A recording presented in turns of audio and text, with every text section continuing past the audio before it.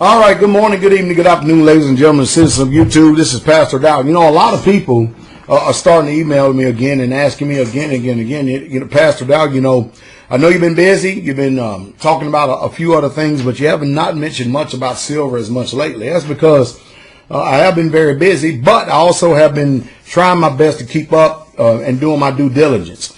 I also have a right-hand man by the name of J. Snip 4 who also keeps me up to date with what's going on in the market whenever I get a little bit too busy, that I'm actually away from it. But I'm really not too far away from it, as it may seem. I'm still, you know, do my best to keep myself informed.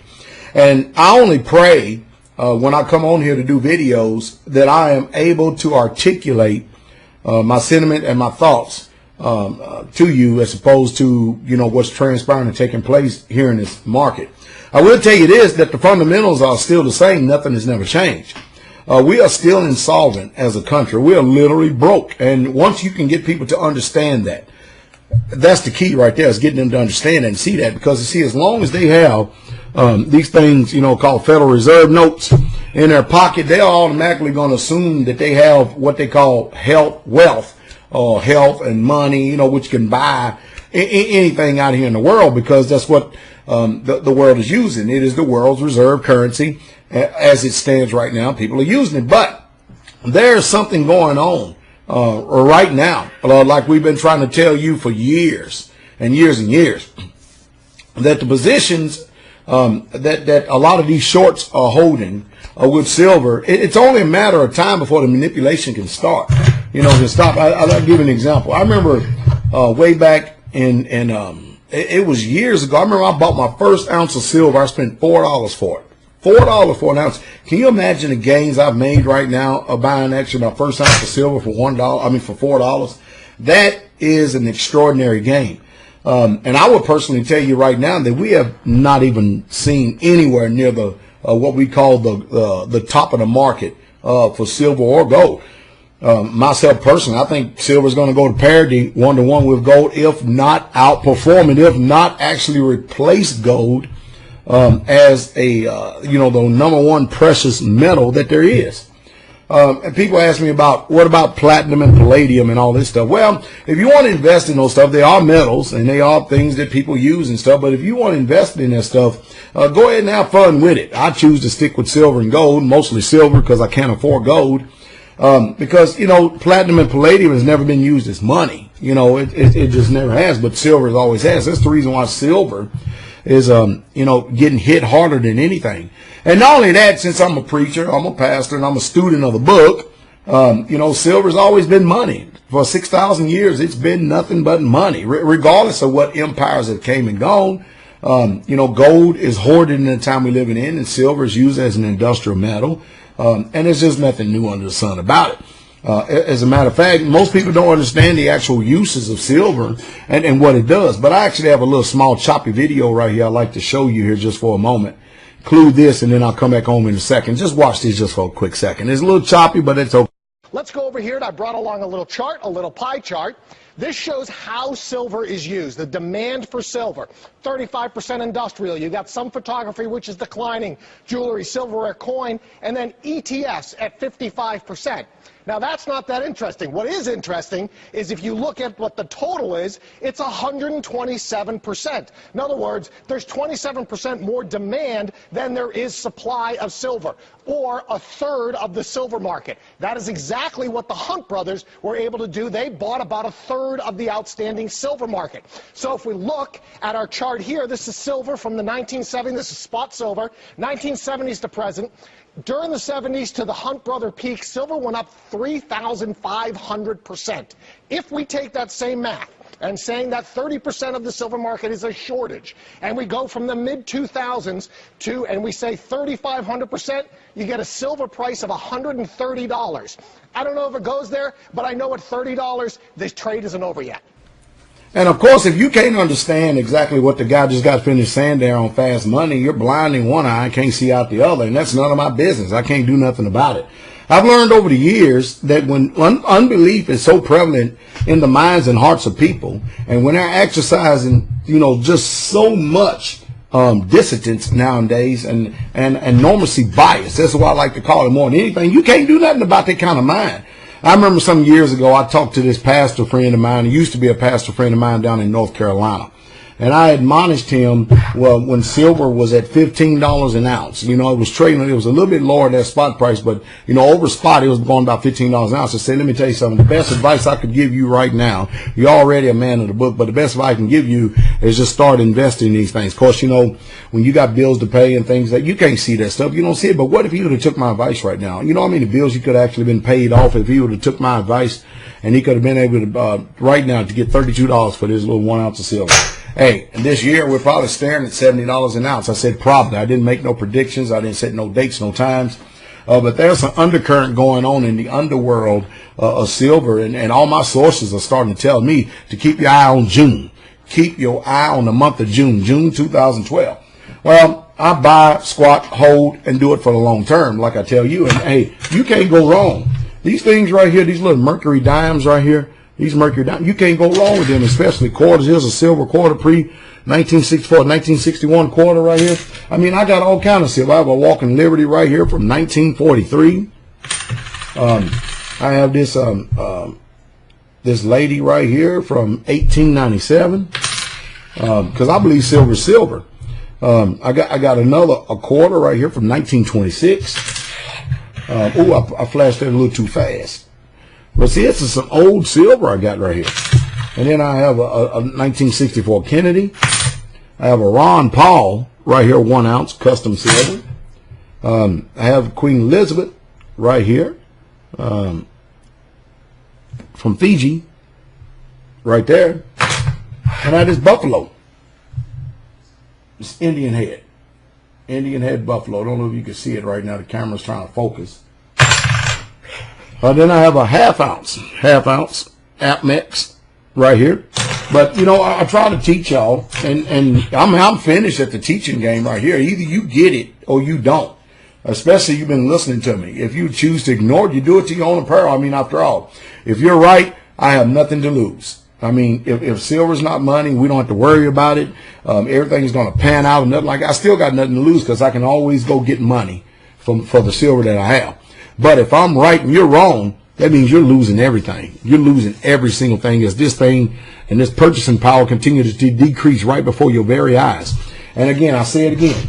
Here's a 10-cent piece right here. And I'm going to try my best to shock your minds if you can get it. I'm trying to speak it simple. It does me no good, does you no good for me to use terms, logic, philosophy, theology, and ideals and speak over your head about a market that most people just don't understand. I'm trying to talk to the common everyday folks here. Here's a dime right here. This is a $1 bill. This $1 bill right here is supposed to be able, in essence, to be worth 10 dimes. Now you watch this. This is a $1 bill. How much gas can you buy with this $1 bill?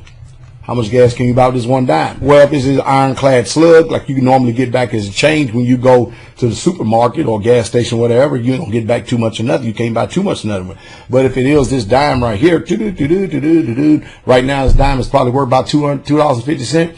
Well, $2.50 times 10, huh? That lets you know the value of this dime and lets you know that this is really worth nothing. So, like I keep trying to tell you again, it's not that prices are rising, even though there's the illusion that the prices have risen and they continue to rise. The problem is that you're playing the game. You're playing the game the way they want you to play, and you're using their game monopoly money to do it.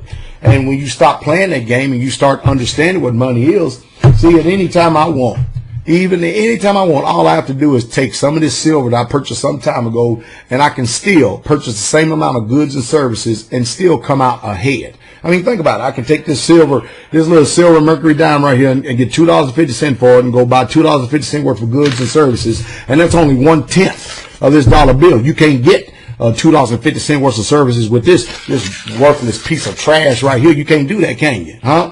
So I've learned that people, if they're going to be ignorant, let them be ignorant. If they're going to be dumb, they have a right to be dumb. In this country, you have a right to life, liberty, and the pursuit of happiness. If it makes you happy to be dumb, stupid, ignorant, dormant, docile, and demoralized, and that's the way you like to be in serfdom and like to be in nothing but a serf for the powers that be, have at it. That's your right. That's your prerogative. It's the land of the free, home of the brave. Live and be content and be happy and don't ever complain. when things start going down because you yourself refuse to hear those who have given you the understanding. And then all you in those churches out there, your preachers and teachers not telling you how to preserve what your dinner table for what's getting ready to take place. And they keep throwing all these doubts and stuff. But hey, the people that listen to me, they are informed, intelligent people. I got one more video here I want to put up right here from RT to let you know, even though I say that RT is one of the best news sources that there is, they still, just like any other news source and news media, they're controlled. Here's a reporter right here talking about how that India, China, and Mexico, a lot of people, they're now opting out of the dollar and they're trading and buying oil with Iran. Iran is buying oil and I mean, everybody's working in gold. That means the world's reserve currency, the dollar, is going to lose its purchasing power and its value. And the people in the world is not playing this game. So listen to me real close. Listen to me real close. You got America making all these threats, going around bullying all these third world countries and bullying some of these countries that don't have the same amount of firepower as we do. And yet and still the whole world, while we're going around muscling everybody with military might and firepower, you know what they're doing? They're voting with their pocketbook. They're not trading with the United States of America. Everybody is just slowly but surely moving away from the dollar. They're moving away from it. And they're trading amongst their own selves. So there's a quiet rebellion. And our government is too stupid and too dumb to see what goes on today because they're in the back pockets of the corporations. That's why I try to get on there and try to speak words to you so that you can understand and see what's going on, because I know a lot of people can't connect the dots. But if you just watch and see, you watch Russia, you watch China, Venezuela, you look at Iran, you look at Mexico, you look at all these other countries and stuff that is not European invested in stuff, you're going to see that all of them are opting out of playing the game of the dollar. They're finished with it. They're trading amongst themselves. So the United States can put all the sanctions, all they want against Iran. It's not changing. It's not hurting them one bit because other countries are helping them out. They're able to buy in gold. Everybody is going to move to gold and silver, whether you like it or not. Silver is going to, and it has, and it's going to keep on doing, outperforming gold. I said just about all I can say. All I do is just basically keep on echoing the same thing I've always said before. And I'll say it again. Cash is trash. And it always has been. Hallelujah. And that's the truth. And that's the truth straight away. Check out this reporter right here that made this statement. And then all of a sudden they lost feed with modern day technology. It's like when they make a statement about Ron Paul and stuff and he says something, or they interview a soldier that tells the truth about the elections or something, all of a sudden, these people with all these high-powered satellites and everything else, all of a sudden they lose feed, and you Americans don't have a clue to what's going on. Shame, isn't it? Another interesting thing to note here is that if Beijing and New Delhi continue to trade with Iran with gold, it's actually going to increase the value of gold and decrease the value of the U.S. dollar as the global reserve currency. And as I've said before, enough talk has already been done. It's been time for action. Those of us who understand, who read, who understand, who get it, who have a spirit of discernment, we know exactly what we're doing. There's always going to be your dissenters, people who always go the opposite way anytime you come to truth. Remember, I told you, there's three aspects that I've seen people, myself personally, in life and what they deal with.